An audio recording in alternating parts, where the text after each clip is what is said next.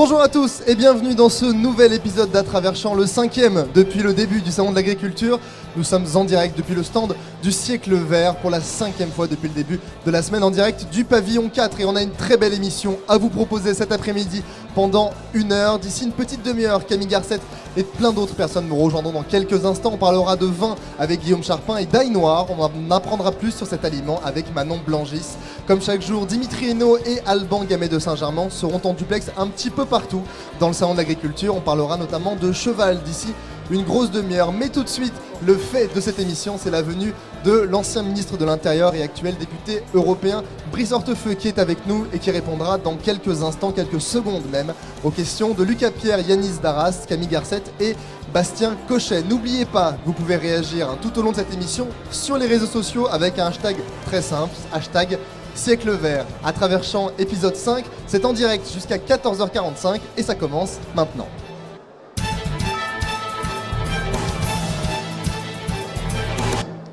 Bonjour Brice Hortefeux, merci d'avoir accepté notre invitation à venir sur le plateau d'À Travers Champs. Vous êtes avec nous jusqu'à 14h15, l'occasion de revenir sur l'actualité avec notre équipe qui est déjà prête. Mais juste avant de revenir sur tout ça, c'est Camille Garcette qui va vous présenter à ceux qui ne vous connaissent pas ou qui ont envie d'en apprendre un petit peu plus sur vous. J'en dis pas plus, je laisse la parole à Camille Garcette. Yes.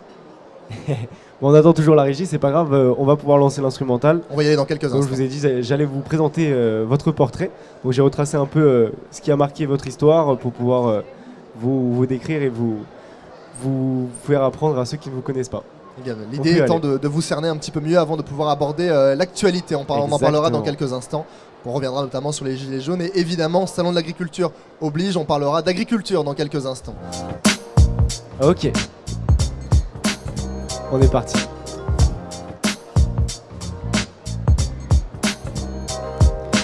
Brice Hortefeux, l'archétype du politique, un CV qui date bien avant le néolithique.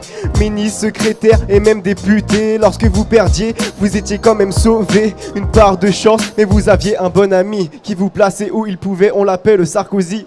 Je dois rapper a cappella du coup. C'est un nouveau concept. Je vous fais un beat si vous voulez, Camille. Allez, c'est parti. Non, bon, on va recommencer, c'est bon, c'est parti. Faux départ.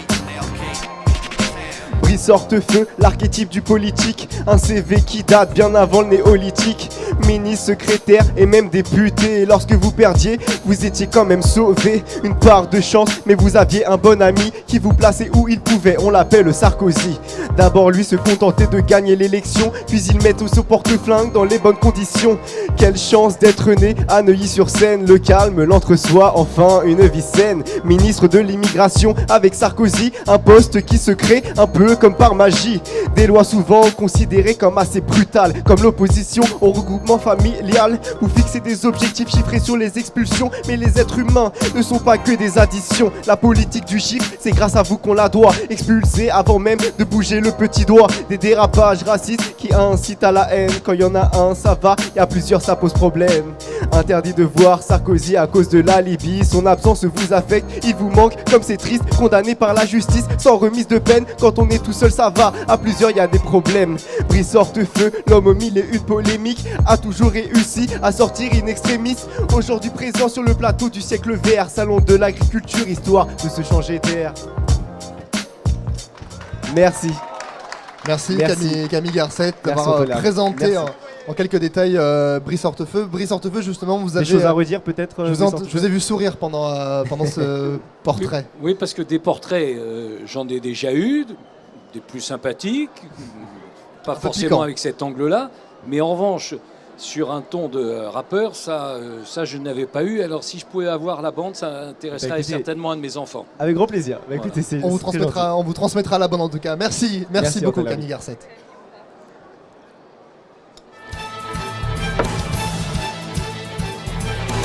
Et on va enchaîner, on va revenir sur l'actualité avec vous, Lucas Pierre. Les Gilets jaunes manifestent tous les samedis depuis maintenant environ 3 mois. Les derniers sondages donnent d'ailleurs raison au gouvernement et demandent un arrêt des manifestations. Lucas Pierre, bonjour. Bonjour. Vous avez quelques questions à poser à ce sujet à Brice Hortefeux. Effectivement, bonjour Brice Hortefeux. Les Gilets jaunes, est-ce que vous les soutenez?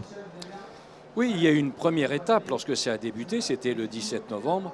nous partagions leurs préoccupations, notamment à l'égard du ras-le-bol fiscal, puisqu'il y avait le sentiment, qui n'était pas un sentiment mais une réalité. Mais vous personnellement, est-ce que vous apportez votre soutien aux Gilets jaunes? Vous, oui, personnellement. c'est ce que précisément, mais c'est bien de poser la question, mais en même temps il faut écouter la réponse. C'est ce que j'étais en train de vous dire, à savoir que lorsqu'il a été lancé, le 17 novembre, nous avions indiqué très clairement, et j'avais indiqué très clairement, que je partageais leurs préoccupations.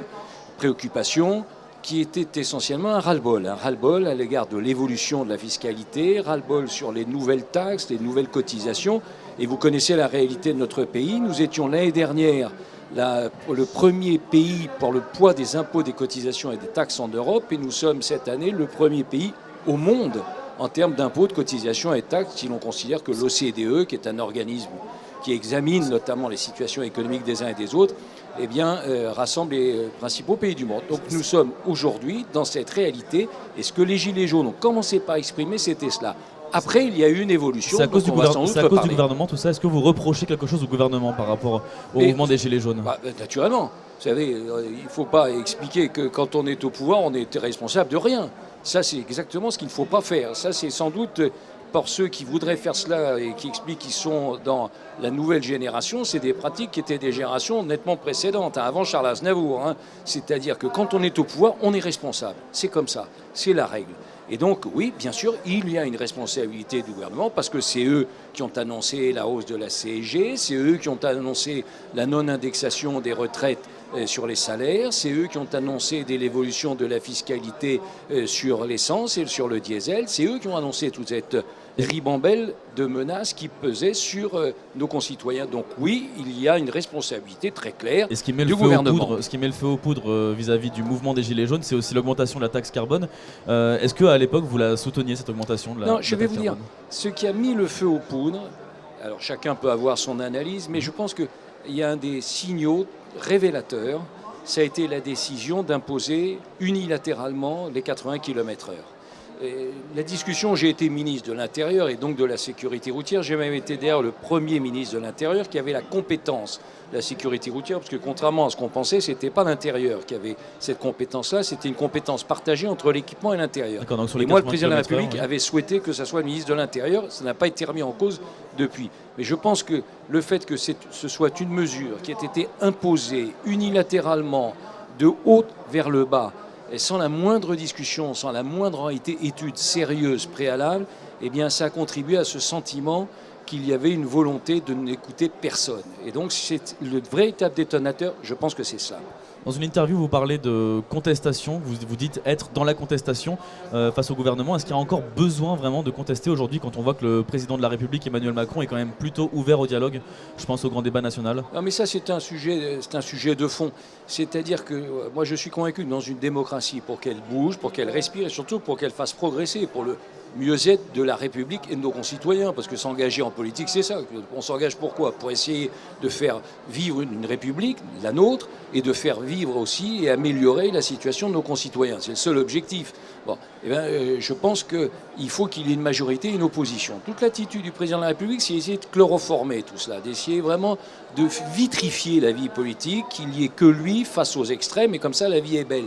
Nous, on n'est pas obligé de suivre ce mouvement-là. Nous sommes une opposition démocratique. Qu'est-ce que ça signifie? Donc il n'est pas vraiment à l'écoute des Gilets jaunes. Qu'est-ce que ça signifie, une opposition moderne? C'est une opposition qui s'oppose quand c'est nécessaire, qui approuve quand c'est juste et qui avance des propositions. C'est ça, une opposition. Et la vie démocratique, c'est pas simplement une famille politique qui impose à tout le monde.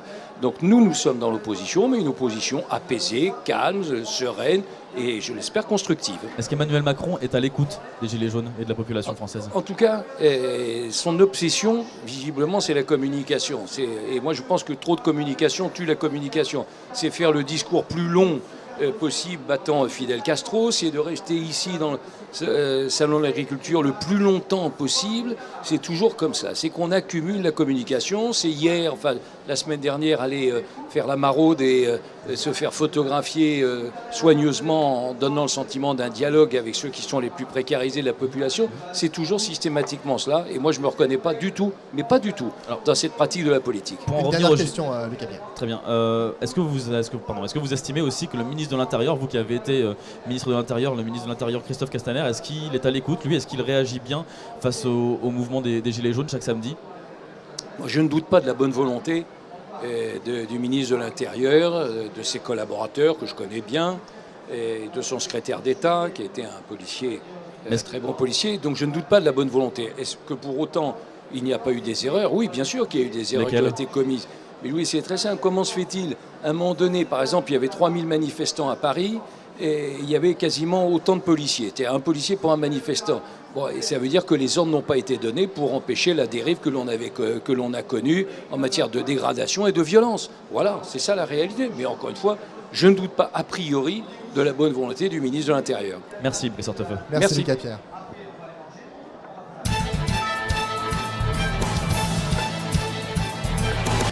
On parlait justement à l'instant d'Emmanuel Macron et d'En Marche, une des véritables raisons de l'éclatement politique en 2017, après l'élection à la présidentielle d'Emmanuel Macron.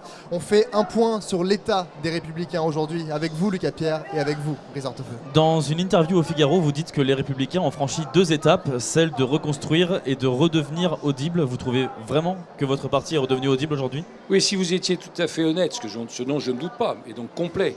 Et vous direz que j'ai souligné qu'il y avait encore une 3e étape. Oui. Et je pense que, qui est celle de redevenir crédible. Je pense qu'effectivement, nous avons été battus dans les circonstances que vous connaissez. En 2017, une situation incroyable où en fait il n'y a pas eu de débat présidentiel. Le présidentiel, ça doit être l'organisation d'un débat pour affirmer les grands choix, les différences, et les électeurs à ce moment-là s'expriment. Bon, là, ça ne s'est pas produit pour toutes les raisons que vous connaissez, sur lesquelles je ne reviens pas. Donc on a subi un échec. Pour la première fois, la famille politique à laquelle j'appartiens, celle qui s'inspirait du général de Gaulle, qui était celle de Jacques Chirac, celle de Nicolas Sarkozy, n'a pas été présente au 2e tour. C'est donc un premier traumatisme. Deuxième élément, c'est que nous avons été défaits aux élections législatives. On n'a pas été détruits, on n'est pas dans la situation du Parti Socialiste. On a été défaits, il y a encore une centaine de députés à l'Assemblée nationale, donc on n'a pas été défaits. Mais enfin, on a été battus. Donc bien sûr, quand on a été battus et aux présidentielles et aux législatives, c'est un obstacle particulièrement difficile à relever. C'est ce que nous essayons de faire. On reconstruit notre famille politique. Aujourd'hui, les Républicains sont la première force militante, première force territoriale. Et ensuite, il y a la bataille, naturellement, de notre capacité à être audible.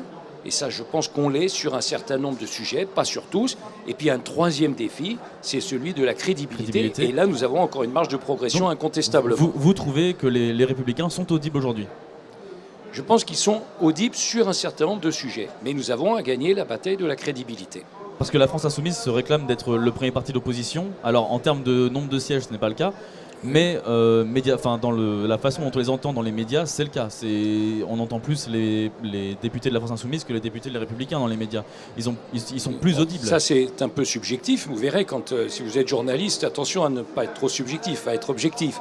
Et si c'est le cas, si c'est votre sentiment, eh bien, écoutez, merci de me donner l'occasion aujourd'hui d'essayer de vous convaincre de l'inverse. La question, c'était plutôt, est-ce que être audible aujourd'hui, c'est être médiatisé? Ah, la question, c'est effectivement, pour être audible, il vaut mieux qu'on arrive à s'exprimer, parce que si on s'exprime tout seul dans son coin, il y a peu de chances qu'évidemment on arrive à convaincre. Mais sans doute, on a encore une fois une capacité, une marge de progression, doit être... Je vous donne 3 exemples, un exemple très, très précis. Je pense que nous devons avoir, nous, des messages. La question, dans une démocratie, c'est à quoi on sert? Quelle est notre utilité? Je pense que nous, les Républicains, avec Laurent Wauquiez, en s'inspirant de ceux qui nous ont et qui ont été nos prédécesseurs, nous devons relever 3 objectifs. D'abord, d'être les premiers défenseurs des classes moyennes. Les classes moyennes ont été massacrées sous le quinquennat précédent, et donc nous devons nous battre pour que les classes moyennes... Qu'est-ce que ça signifie? Il y a beaucoup de choses à faire, mais ça signifie qu'il faut à un moment donné baisser les impôts. C'est ça. Satisfaire les classes moyennes, répondre les classes moyennes, défendre les classes moyennes, c'est trouver un moyen pour baisser les impôts, et il y a des pistes. Deuxième élément, nous devons être les premiers défenseurs des retraités. Il y a aujourd'hui 17 millions de retraités dans notre pays.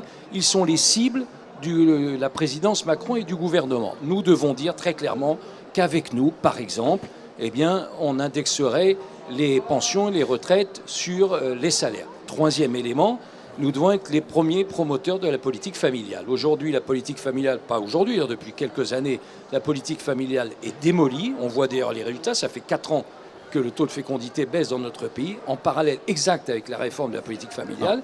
Eh bien, il faut qu'on soit les premiers promoteurs de la politique familiale. Je voudrais juste en revenir au sujet de l'interview quand même, oui. Qui est l'état de votre parti. C'est ce que je vous dis. Je vous dis, pour que notre parti, si on fait ces 3 éléments, défenseur des classes moyennes, défenseur des retraités, défenseur de la politique familiale, c'est ce que fait Laurent Wauquiez aujourd'hui. Du chemin. Exactement. Comment vous expliquez alors que la popularité des Républicains et de Laurent Wauquiez n'augmente pas aujourd'hui? Mais parce que d'abord, vous savez, il y a une formule de l'Ecclésiaste qui est une vraie formule, qui est de dire il y a un temps pour semer, il y a un temps pour récolter. On n'est pas encore dans le temps de la récolte, je le dis au salon de l'agriculture, on est encore le temps des semences. Voilà. Mais j'espère qu'effectivement, à un moment donné, on viendra le temps de la récolte. Merci Brice Hortefeux. Ce sera le mot de la fin. Merci Lucas Pierre, merci Brice Hortefeux.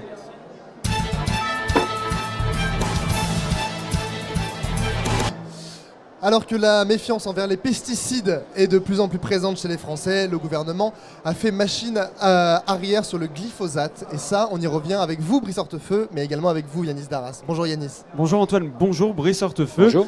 Première question, comment on peut réduire drastiquement l'utilisation des pesticides en France? Il faut le faire, naturellement, sérieusement, c'est-à-dire ne pas se contenter de slogans et de postures, mais laisser le temps d'imaginer des produits de substitution. Et le glyphosate, d'ailleurs, est l'exemple d'un naufrage. Pour vous, il était prévisible, ce naufrage, de la part du gouvernement? C'est l'exemple d'un naufrage. Le président de la République est arrivé devant la Commission européenne et au Conseil des ministres en voulant imposer 3 ans, ce qui était totalement et techniquement impensable et impossible. Résultat, naturellement, il s'est ramassé une claque, puisque les responsables européens n'étaient absolument pas sur cette ligne. Donc, j'ai une de mes collègues qui s'appelle Angélique Delahaye, qui était une spécialiste de ces questions, qui comprend et qui défend la remise en cause du glyphosate dans l'intérêt général, dès lors qu'il y a un certain nombre d'études scientifiques, parfois contredites d'ailleurs, enfin l'y encourage, mais dans un délai qui soit un délai raisonnable. Et alors, pense que les quel délai justement dans quel délai? Je pense que ce qui a été retenu par l'Europe, je pense que le délai qui a été retenu par l'Europe est un délai minimum. Alors, on l'a dit, hein, c'est un échec de la part du gouvernement. Est-ce que cet échec était vraiment prévisible? Est-ce que le gouvernement s'est trop avancé sans proposer de solutions concrètes, comme vous le dites? Il est arrivé sur ce sujet, comme les autres, avec beaucoup d'arrogance auprès des instances européennes. Si vous vous souvenez, si vous prenez tous les aspects européens, le gouvernement et le président de la République voulaient, pour les élections européennes qui ont lieu au mois de mai, des listes transnationales. Ils n'avaient rien préparé, résultat, ça s'est fait retoquer. Allez, première claque. Deuxième claque, ils voulaient un budget de la zone euro. Ça a commencé par être écarté et là, les Allemands ont décidé, il y a quelques jours, à peine, de faire l'aumône d'un mini budget de la zone euro. Deuxième claque. Troisième élément, le président de la République voulait un parlement de la zone euro. Les autres partenaires européens ont dit il n'en est pas question. Troisième claque. Quatrième claque, il voulait un ministre des Finances de la zone euro. Les partenaires européens donc ont dit il n'en est pas question. Le président s'avance trop pour vous? Donc il s'avance avec beaucoup d'arrogance et résultat, ces avancées aboutissent à des reculs.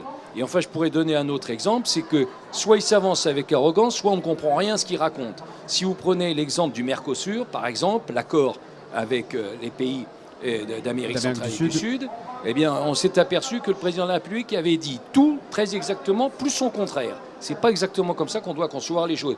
Il dit une chose devant les instances françaises, devant les instances communautaires, et il reçoit le Premier ministre d'Argentine, président d'Argentine, et dit quelque chose de totalement différent, qui est honnêtement très difficile à suivre. Alors, la vraie question aujourd'hui, c'est est-ce qu'on va assez loin dans la réflexion sur l'après-pesticides? Pour revenir au sujet des pesticides, il y a unanimité pour dire qu'il faut que l'on évolue vers une évolution, qu'il faut qu'on évolue vers une transformation technique et scientifique, mais pas le faire, le dire et l'appliquer n'importe comment. Et malheureusement, c'est ce qui était proposé avec des délais qui étaient totalement intenables et pour les exploitants, pour les producteurs, impossible à respecter. Justement, le problème, c'est qu'aujourd'hui, notre agriculture est plutôt une agriculture assez productiviste. Comment est-ce qu'on doit changer le modèle, justement, pour éviter d'utiliser des pesticides? Oui, j'entends ça, c'est quelque chose qui se dit, qui se répète. Moi, je vous dis une chose, c'est qu'on a, d'abord, on est une grande puissance agricole et on l'est toujours. La France est la première puissance agricole européenne devant l'Allemagne et l'Italie, comme vous le savez certainement. Deuxième élément, on a l'agriculture la plus durable, pour prendre un terme qui est à la mode. Vous avez un institut qui l'a encore rappelé il y a quelques jours, pourtant qui ne nous était pas a priori favorable, qui nous a décerné le premier prix. Troisième élément, on a l'agriculture sans doute la plus sûre parce que la plus traçable.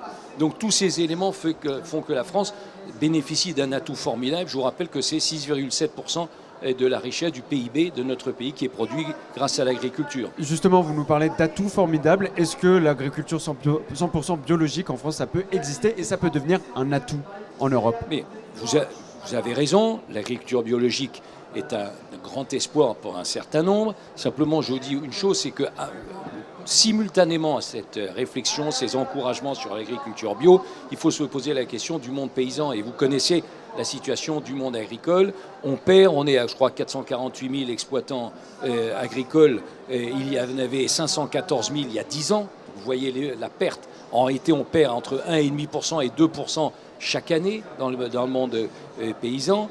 Il y a le drame qui est rappelé. On va devoir enchaîner rapidement. Pardon ? Rapidement, parce qu'on va devoir enchaîner. Oui, et donc il y a la question du revenu, puisque le revenu moyen est de 1200, autour de 1 200 euros. Et justement, on va en parler juste après. Bon. Et ben voilà, c'est parfaitement l'occasion de faire la transition. Eh bien, on fait la transition. Alors. Et ben voilà, c'est merci, parfait. Merci Brice Yanis Darras, merci Brice Hortefeux.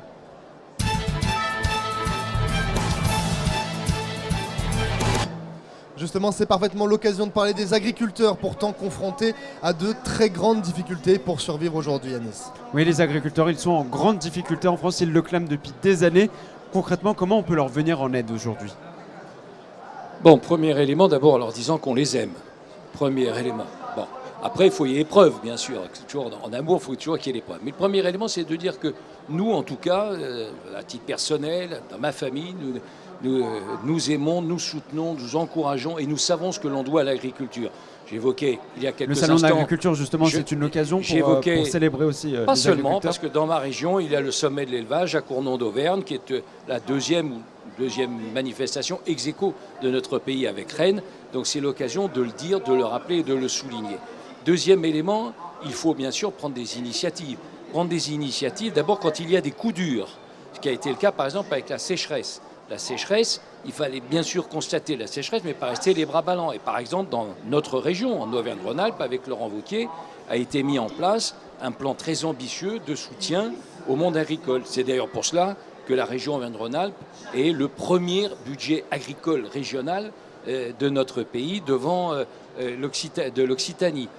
Donc, quand il y a une difficulté, il faut qu'on soit solidaire, pas simplement dans les mots, mais dans les chiffres. Et là, il y a des aides, par exemple, qui vont jusqu'à 2 000 euros. Et rien que la semaine dernière, pour vous donner un exemple de la préoccupation des difficultés, vendredi dernier, il a été enregistré 528 dossiers d'exploitants, éleveurs essentiellement, bien sûr, d'exploitants qui demandent un concours pour surmonter la difficulté de la sécheresse. Et puis pas le faire en noyant les agriculteurs sous des tonnes de paperasserie, de dossiers. Et nous, c'est une page, un clic, pas de formulaire sans fin. Et comme ça permet de répondre plus rapidement. Donc ça, c'est le deuxième élément. Troisième élément, il faut bien évidemment que les cours correspondent, permettent de vivre de sa production.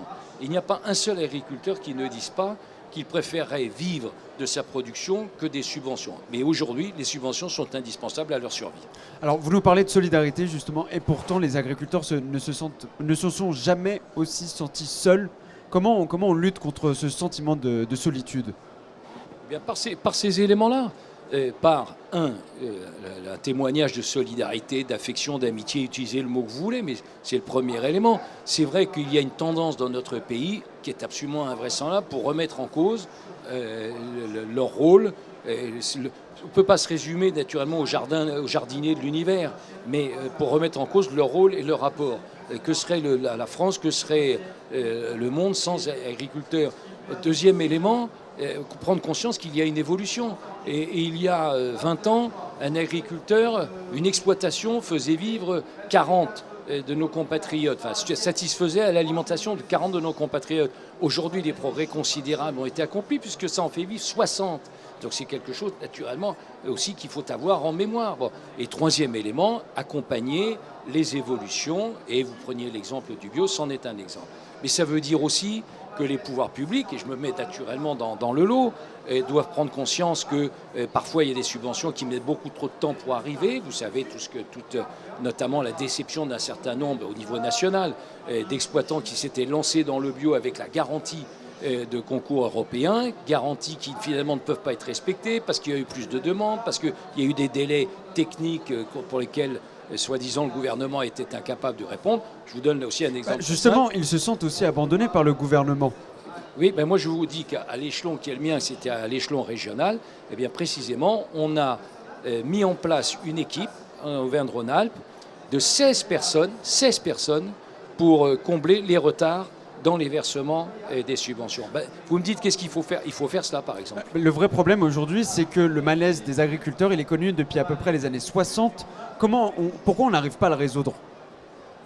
D'abord, Parce qu'aujourd'hui, quand même, un agriculteur tous les 2 jours se suicide. Oui, c'est une statistique terrible, et vous le savez, par rapport au reste de la population notamment. Le chiffre lui-même, c'est un peu plus de 700 qui se suicident, mais donc par désespoir, essentiellement d'ailleurs dans le monde de l'élevage, essentiellement.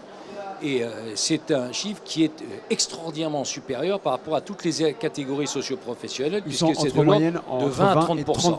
20 à 30% supérieur. Donc c'est naturellement très révélateur de ce drame. Mais je vous dis, on n'y répond pas par une seule mesure, on y répond par l'addition de mesures dont je vous ai donné quelques exemples. Alors aujourd'hui, c'est ces mesures. Une dernière question, Yanis. Voilà. Alors aujourd'hui, très rapidement, est-ce que c'est ces mesures-là que le gouvernement doit appliquer? Oui, le gouvernement doit s'en inspirer. Là aussi, moi, je ne mets pas en cause, parce que je suis dans l'opposition, que j'explique que le gouvernement fait tout systématiquement mal. L'actuel ministre de l'Agriculture, sans doute plus que ses 2 prédécesseurs, notamment le prédécesseur du précédent quinquennat, et semble-t-il plus à l'écoute et répond mieux aux préoccupations du monde paysan. Mais il n'en reste pas moins que la question du revenu, la question de la reprise, la question du fait que plus de la moitié des agriculteurs qui sont en fonction aujourd'hui ont plus de 50 ans, donc sont placés déjà dans une perspective qui est une perspective d'évolution vers la retraite. Eh bien, ce sont des défis que le gouvernement doit impérativement relever, mais en s'appuyant aussi sur la politique régionale et en ne pratiquant pas le double langage. Je termine vraiment par cela. Vous savez, le président de la République veut envoyer des élus au Parlement européen. Ici, au-devant, dans le salon, il explique qu'il faut protéger la PAC. Mais les élus qu'il va envoyer en marche au Parlement européen vont rejoindre un groupe qui est composé majoritairement par des élus qui veulent remettre en cause la PAC. Donc on ne peut pas avoir un discours ici, au sommet au Salon de l'Agriculture, et avoir une pratique qui sera différente demain au Parlement européen. J'espère que les agriculteurs s'en souviendront au mois de mai. Merci Brice Hortefeux. Merci. Et on l'espère aussi. Merci Brice Hortefeux d'avoir été avec nous dans ce numéro d'À travers Champs. Merci à vous Yanis Darras. N'oubliez pas, vous pouvez retrouver, si vous venez d'arriver, vous pouvez retrouver l'interview de Brice Hortefeux sur la page Facebook ici de Fréquence ESJ, où vous aurez tout le replay de l'émission. Merci encore une fois Yanis. Merci à vous d'avoir été avec nous, Brice Hortefeux.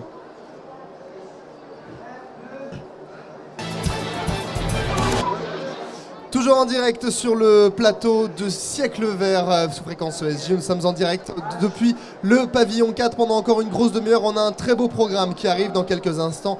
Nous serons avec certains de nos journalistes, Guillaume Charpin et Manon Blangis, avec lesquels nous parlerons de vin ou encore d'ail noir. Mais tout de suite, je vous le disais en début d'émission, nous sommes en direct avec Dimitri Hainaut et Alban Gamet de Saint-Germain qui sont quelque part dans le salon. Dimitri, Alban, est-ce que vous m'entendez ? Oui, je vous entends Antoine. Je vous entends et donc nous sommes au pavillon 2.1. Je suis en présence de Justine qui travaille à la Fédération française d'équitation comme chargée de développement. Alors Justine, qu'est-ce qu'on fait là et où est-ce qu'on est ? Alors ici on est avec nos poneys pour faire découvrir l'équitation aux plus jeunes. Donc on propose aux enfants des petits baptêmes pour qu'ils s'initient. Le but, c'est vraiment de leur faire découvrir ce qu'on fait dans nos 6000 poney clubs et centres équestres qu'on a en France. On les prend assez jeunes et il y a de multiples bienfaits pour les enfants de monter à poney.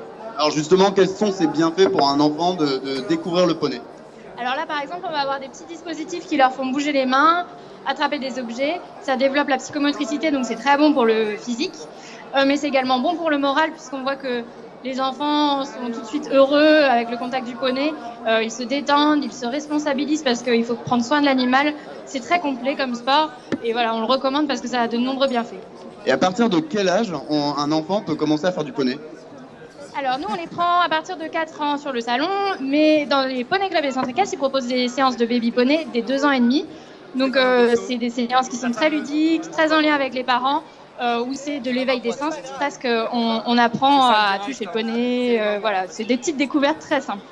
Et ça fait combien de temps que vous proposez cette activité sur le Salon de l'Agriculture? Ça fait 4 ans qu'on est là, toujours avec autant de plaisir pour faire découvrir les joies de l'équitation aux enfants. D'accord, et on rappelle, vous serez là jusqu'à la fin du salon. Donc pour les personnes qui veulent venir ici à découvrir, donc, un poney avait une envie pressante.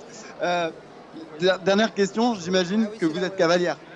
Oui, absolument, je suis cavalière et c'est vrai que l'équipe aussi, on est beaucoup de cavalières. Depuis combien de temps? Depuis toute petite aussi? Depuis toute petite, absolument, depuis mes 4 ans.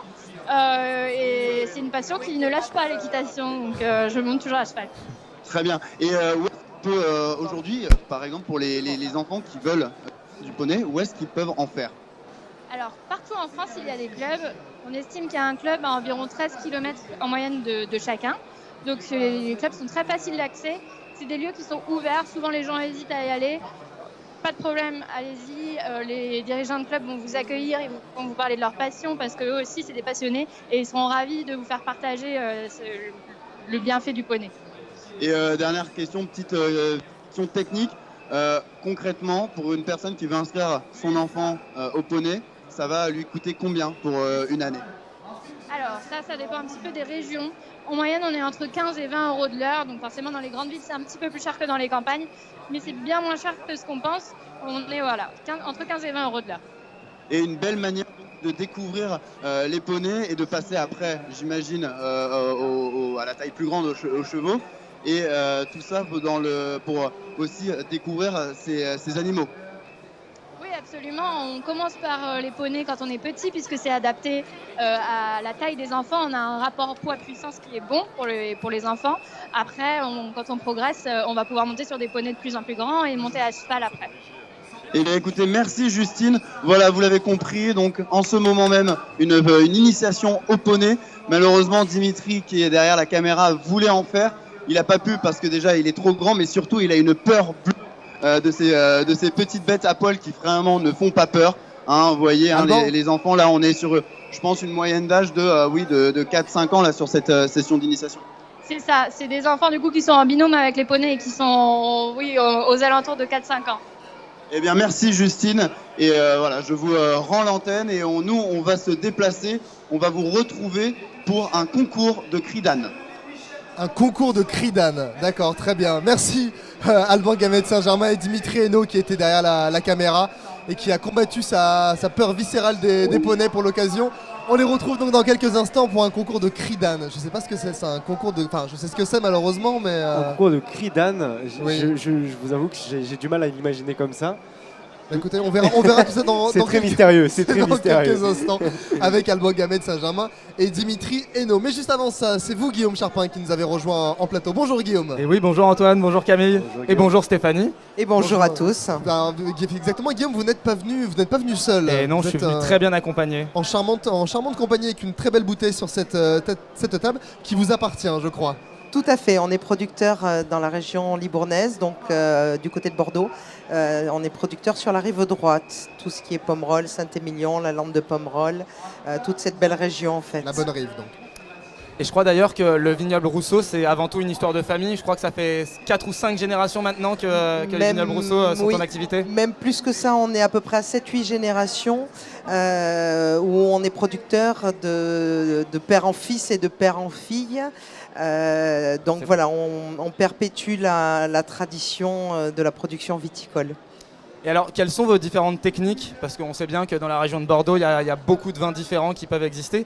Quelles sont les spécificités de votre vin à vous, du vignoble Rousseau, et de la multiplicité des vins qu'ils peuvent offrir aux consommateurs? Alors nous, on a fait le choix de garder le travail à l'ancienne, en fait, alors tout en ayant des techniques modernes, voire très modernes, mais de garder le travail à l'ancienne, donc des cuvaisons longues, un travail de la terre qui est important. Et pour avoir des vins authentiques, des vins structurés, on n'est pas sur le choix des vins commerciaux comme c'est la mode actuellement. Depuis quelques années, nous, on veut que les vins tiennent la route dans le temps. et que les clients derrière, quand ils rouvrent une bouteille au bout de 10 ans, 15 ans, comme on le voit fréquemment, soient heureux d'avoir fait ce choix, choix de, d'attendre. voilà, de nous avoir fait confiance. Et alors justement, en parlant de confiance, moi je m'interroge, moi qui suis par exemple un grand néophyte en matière de vin, on peut vous retrouver du coup sur le pavillon 3 pour avoir des conseils là-dessus, sur les meilleurs vins à sélectionner, les meilleurs produits pour les accompagner, pour l'élevage, enfin l'élevage, on ne dit pas de l'élevage pour du vin, mais pour Non, c'est pas vraiment de l'élevage, Antoine. C'est pas vraiment de l'élevage, ça bouge pas, une bouteille de vin. Alors c'est pas de l'élevage dans la reproduction, mais on a ce qu'on appelle une partie d'élevage, où D'accord. l'élevage se fait en fût de chêne en fait. Donc on appelle maturation ça, du vin, quelque part. exactement, on appelle ça aussi de l'élevage, mais sans reproduction, sans côté reproductif, comme on peut avoir de l'élevage sur des animaux. Donc on peut nous retrouver au bâtiment 3, sur le stand J115. Du côté du Val-de-Loire. Exactement, pas loin, où vous pourrez déguster l'ensemble de notre gamme, où on a quand même une gamme très large, puisqu'on a des vieux millésimes, on a des millésimes très récents, donc c'est intéressant de pouvoir voir l'évolution d'un vin. Rien que feuilleter le catalogue, ça prend au moins 5 minutes avec toute oui, la richesse de tout vos à produits. fait, donc, tout à fait. Guillaume, vous avez dit que ça fait depuis 4 ou 5 générations. Non, beaucoup plus même. Beaucoup plus. Donc, ça 7e fait- ou 8e. Ça fait combien de temps que vous êtes au salon de l'agriculture? Parce que j'imagine que ça doit faire des années. Oui, ça avez fait créé, une quarantaine d'années que mes parents font le salon de l'agriculture à peu près. Vous Moi, devez faire ça partir des doyens des producteurs du salon. Exactement, exactement.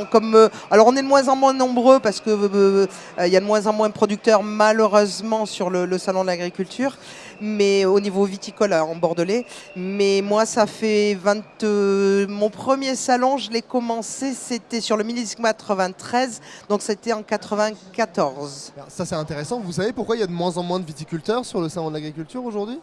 Oui, parce que c'est difficile. On n'a pas, en tant que producteur, on n'a pas la veine commerciale. Donc c'est vrai que c'est difficile pour nous. Ça a un coût aussi. Et comme malheureusement pour beaucoup de producteurs, mais pas que dans le vin, mais dans beaucoup de richesses en France, il faut avoir assez les reins assez solides quand même pour pouvoir faire ce genre de gros salon qui est coûteux de toute Très façon. chronophage quoi. en plus. Oui, et Mm. chronophage en plus. C'est une Alors- semaine très sportive en plus, donc Exactement. ça doit être très difficile.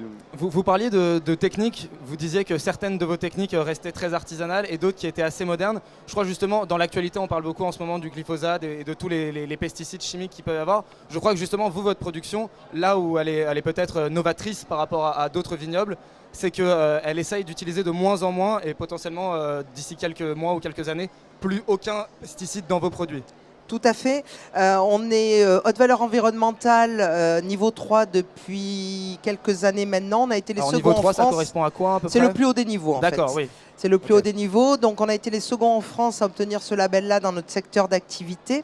Maintenant, ça se développe et c'est tant mieux, c'est tant mieux. Un seul petit regret, parce que c'est quand même un label qui est officiel, puisque c'est un label issu du Grenelle de l'environnement.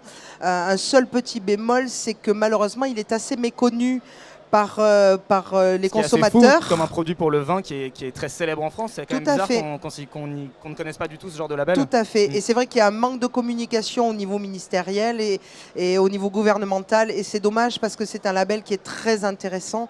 Mais beaucoup de producteurs dans le vin notamment se mettent de plus en plus à ce label-là. Mais vous n'avez pas donc l'appellation agriculture biologique? Vous l'avez pas Non, on n'est pas en agriculture biologique, on est en haute valeur environnementale. Donc, ce n'est pas la même chose. Donc ce n'est pas la D'accord. même chose. Alors pour faire simple, parce que moi j'aime pas rentrer dans les considérations trop compliquées, surtout pour le consommateur qui est déjà perdu avec tous les labels. Pour faire simple, moi je dis régulièrement que c'est un parallèle du bio en étant plus large dans le champ d'action. Donc ce n'est pas juste les vignes ou juste le vin. C'est aussi la fabrication. C'est l'ensemble de la production de tout en D'accord. fait, de tout. Je vais vous donner un petit exemple qui est parlant. Le traitement des eaux usées par exemple. Nous, on traite les eaux usées, on a une bambouserie depuis quelques années, donc on traite les eaux usées de façon naturelle en fait. Voilà. C'est l'ensemble du processus en fait, c'est beaucoup plus Oui, c'est loin pas que la juste production. les vignes ou Ouais. la Oui. fabrication du vin, c'est Exactement. vraiment l'ensemble du processus qui est à haute valeur environnementale et je pense que c'est une très bonne chose pour Oui. le vin en France. Ouais. Oui, et puis nous on est partisans du travailler plus pour limiter beaucoup les apports, quels qu'ils soient. Alors c'est vrai que c'est pas toujours simple parce que c'est vrai que travailler avec la nature des fois est un petit peu capricieuse et des fois très intransigeante. Mais derrière, on a une autre qualité. Et c'est vrai que moi, ce que j'entends très souvent, puisque c'est ce qui parle aux gens, c'est avec vos vins, on n'a pas mal à la tête. Et c'est vrai que c'est important. Oui, mais sur des rosés, sur des blancs, voilà. Je crois Camille Garcette est témoin qu'il n'avait pas eu mal à la tête la dernière fois qu'il en a pris. Oui, j'ai eu mal à la tête, mais c'est vrai que mais par le volume. Celui-là guérit. Alors moi, le volume, par le volume, juste au goût, pas au volume. Par le volume absorbé, on peut avoir mal à la tête. Mais c'est vrai que voilà, ça, c'est des choses que j'entends souvent. On n'a pas mal à la tête et on a une qualité constante et une régularité dans le travail. Donc ça, c'est très très important. Merci Stéphanie Rousseau. On vous Merci à retrouve vous. donc dans le hall 3, le pavillon des régions. Région Val-de-Loire. Région Bordeaux. Val-de-Loire. Bordeaux, pardon. Oh là là. à côté, on n'est pas très loin des Vols de Je vais me faire pas juste à côté de la région Val-de-Loire. Voilà, c'est juste Pour à préciser. On n'est pas très loin, C'est effectivement. vrai, c'est juste à côté, vous rattraperez bien Guillaume. Merci Merci Guillaume à vous. Charpin, merci à vous Merci, d'avoir été merci. avec nous.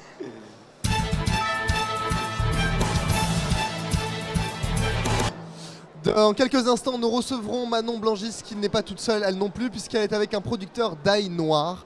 Donc ce sera l'occasion d'en apprendre un petit peu plus sur ce qu'est l'ail noir. Mais juste avant, Dimitri Hainaut et Alban Gamet de Saint-Germain nous avaient promis qu'ils allaient nous emmener à un concours de cris d'âne. Alors ma question est très simple. Un teaser un peu mystérieux quand même. C'était quand même vachement mystérieux. Un cri d'âne, des vrais ânes, des faux ânes. On va voir ça tout de suite, puisque Dimitri Hainaut et Alban Gamet de Saint-Germain sont arrivés à destination. Est-ce que vous nous entendez ? Ils nous entendent pas du tout. Non, ils ne sont peut-être pas là. Ou alors ils se cachent. Ah, je crois que ça s'appelle la sonnerie de Skype. Ce n'est pas la douce voix. Le contact suave. est en train d'être établi, peut-être. On va y arriver Oui. justement. Ils nous l'ont dit, ils étaient il y a quelques instants avec des poneys.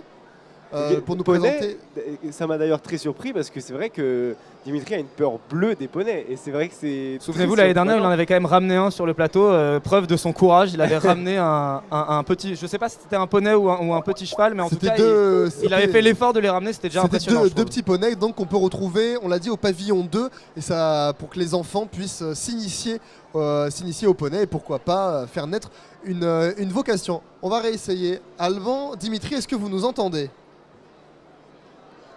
Ils ont vraiment l'oreille dure cet après-midi. Alban Gamet de Saint-Germain et Dimitri Hainaut. Je le disais donc dans quelques instants, c'est Manon Blangis qu'on retrouvera. On parlera d'ail noir. Je ne sais pas ce que c'est l'ail noir du tout. L'ail noir, je vois. Alors, très bien. L'ail, ok.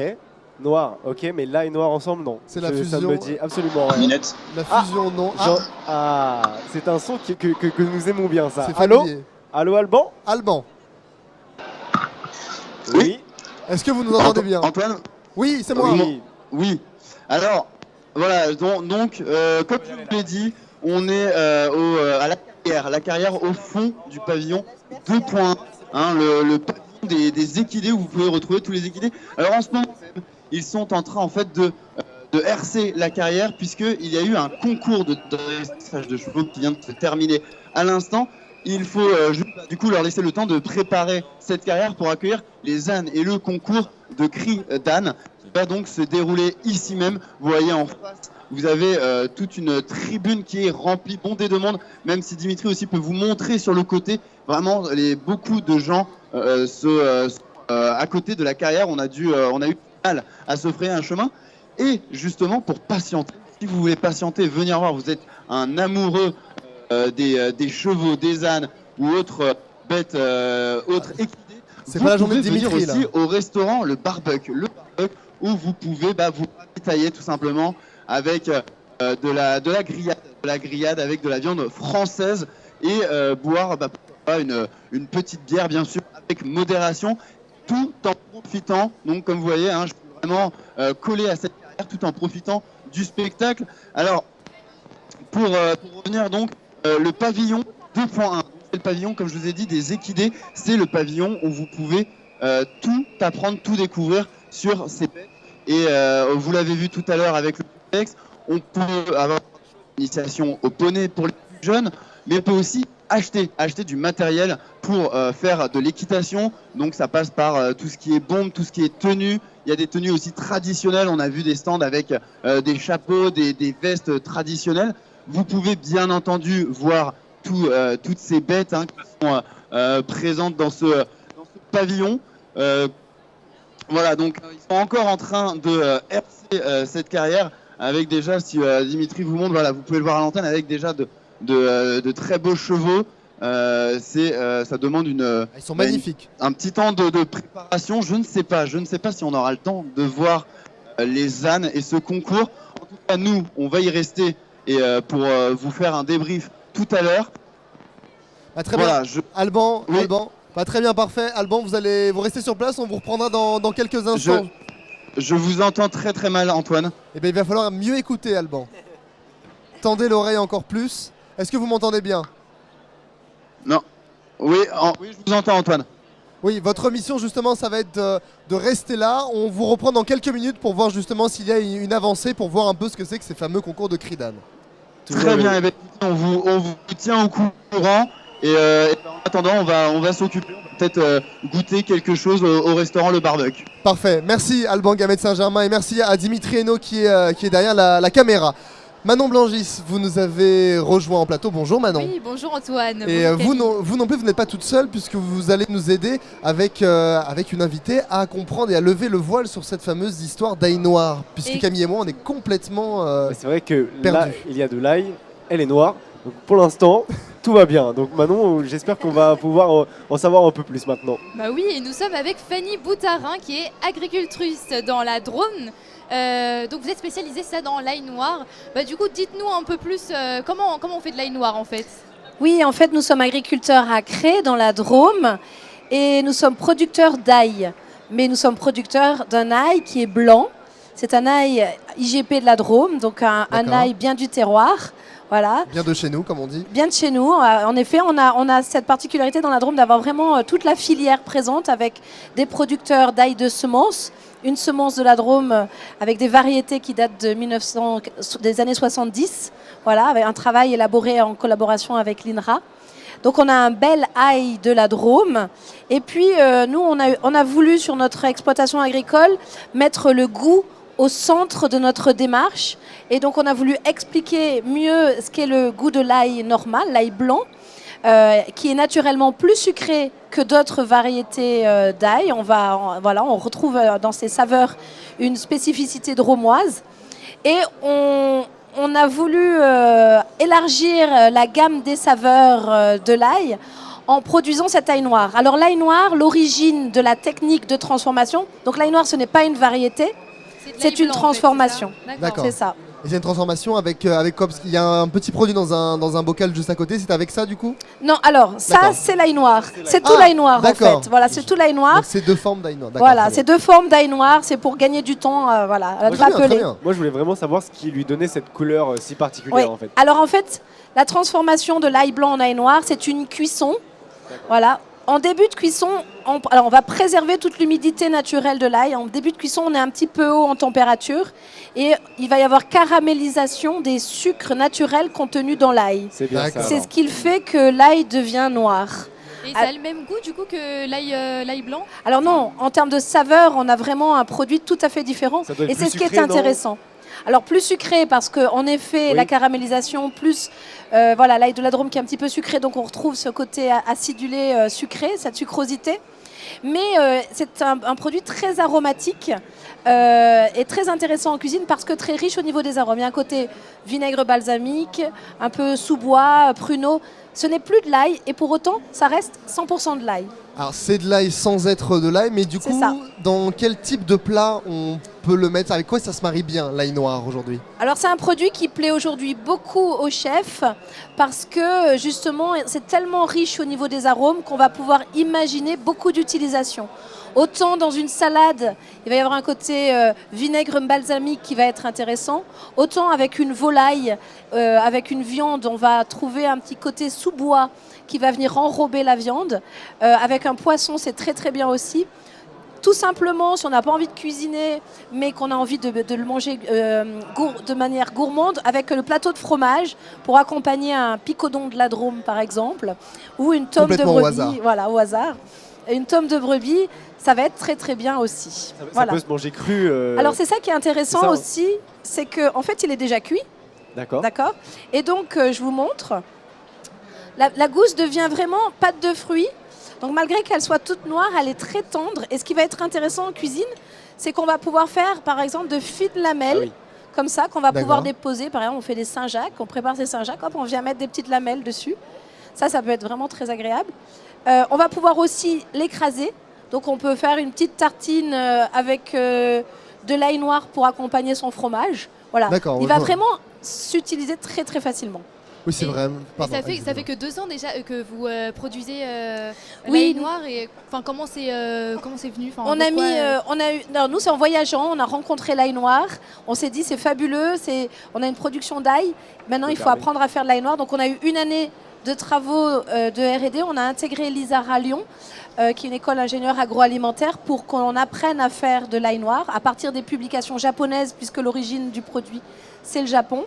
Et donc une année de travaux de recherche et c'est notre 2e année de production. Donc on a eu avec notre récolte 2017 une première production d'ail noir et là avec notre récolte 2018 on a cette 2e production d'ail noir. J'ai attrapé un petit bout justement avec Antoine Lermite. C'est l'occasion de tester. Je pense qu'on va goûter.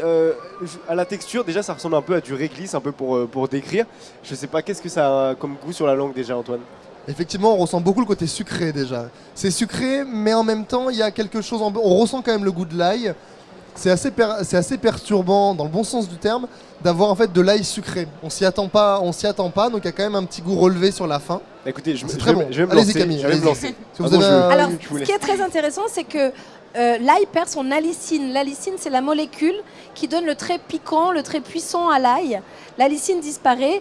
Et c'est pour ça que les autres arômes peuvent se révéler plus facilement. Mais oui, ça se révèle. C'est très bon. Ah oui, alors ça, on est assez d'accord là-dessus. Effectivement, il y a vraiment ce petit goût sucré très doux au début qui se relève petit à petit sur la fin. Je viens de sentir l'ail, mais 5 secondes après avoir avalé en fait le bout. C'est vraiment incroyable. Alors pour nous, c'est un produit qui est vraiment intéressant parce que on avait envie de s'inscrire dans cette démarche du champ jusqu'à l'assiette. Et en fait, on est vraiment pour avoir un ail noir de qualité, ça c'est important de le dire.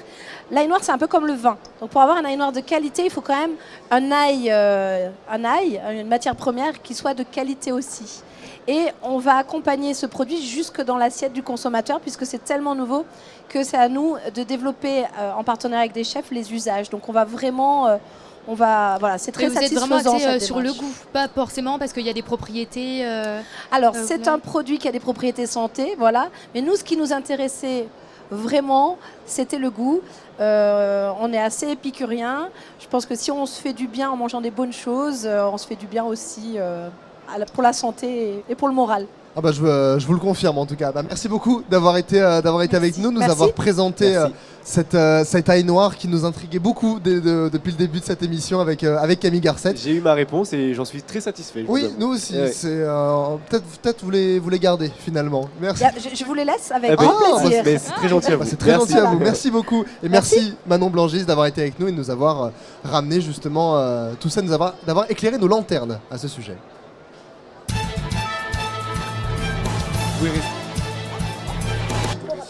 À travers Champ épisode 5, c'est terminé pour aujourd'hui. Le prochain rendez-vous, c'est, vous vous en doutez, dès demain à partir de 10h. Ce sera avec vous, Camille Garcette. Et oui, le matin, l'après-midi, le soir, la nuit, on est là, il n'y a pas de souci. 7 jours sur 7, 24 heures sur 24. 7 jours sur 7, 24 heures sur 24.